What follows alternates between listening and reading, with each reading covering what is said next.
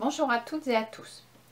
La motricité fine va concerner toutes les activités de manipulation qui utilisent la main, les doigts et la pulpe des doigts avec beaucoup de dextérité. Donc ça concerne la saisie des objets, mais aussi leur utilisation, les muscles, les contractions, la force, la durée de ces contractions, la coordination entre la main et la vision, la vitesse, la précision, etc. Donc à l'école maternelle, on va beaucoup développer la motricité fine, notamment pour aller vers les activités de graphisme-écriture. Bien entendu, on utilise la motricité fine dans d'autres occasions que l'écriture. La main, on considère qu'elle est au service de l'intelligence, de la pensée, parce qu'écrire, c'est un acte moteur, mais qui est imprégné d'intelligence et d'affectivité. Donc c'est pour ça que ça demande un certain niveau de maturité.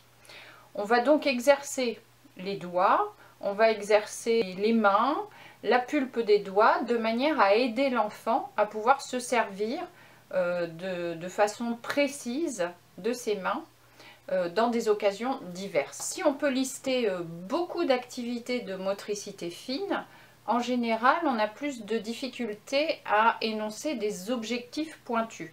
Donc je vais vous en donner deux qui sont essentiels pour aller vers les activités d'écriture. C'est tout d'abord la préhension et puis la dissociation. Donc la préhension, ça consiste à attraper un outil de manière correcte.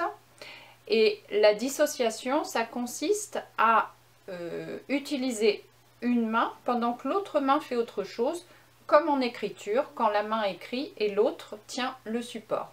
Voici quelques activités qui ont comme objectif une bonne préhension de l'outil.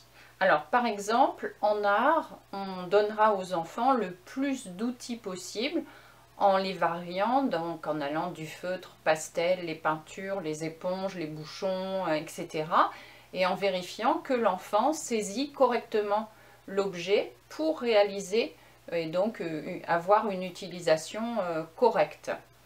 On va également multiplier les objets à saisir dans les coins jeux si on se donne cet objectif. Donc je vous ferai une vidéo sur l'aménagement du coin poupée de manière à travailler la motricité fine pour le graphisme et l'écriture. On va également faire par exemple des contours d'objets géométriques, le rond, le carré, le triangle, ce qui fera utiliser la pulpe des doigts aux enfants. On va travailler avec la pâte à modeler de manière à réaliser bonhomme, etc.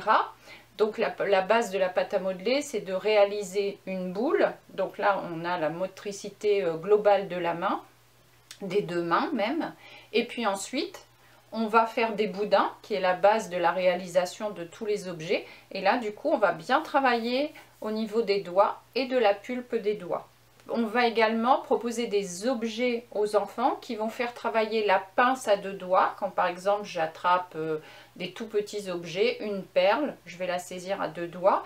Mais pour aller vers le graphisme écriture, on va utiliser la pince à trois doigts, qui est beaucoup plus solide, qui tient de manière plus ferme les objets. Donc là, on fera saisir des crayons de couleur, des feutres, etc. Alors maintenant, si j'ai un objectif de dissociation, c'est-à-dire d'apprendre aux enfants à se servir d'une main pendant que l'autre main fait autre chose.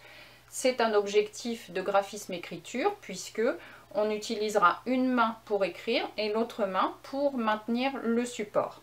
Donc il y a une main qui travaille et l'autre qui est plutôt en renfort. Par exemple, on peut utiliser des comptines jeux de doigts qui font qu'on utilise une main et l'autre de manière différenciée. On peut travailler à partir de marionnettes, même chose, il y a une main qui fait quelque chose et l'autre autre chose.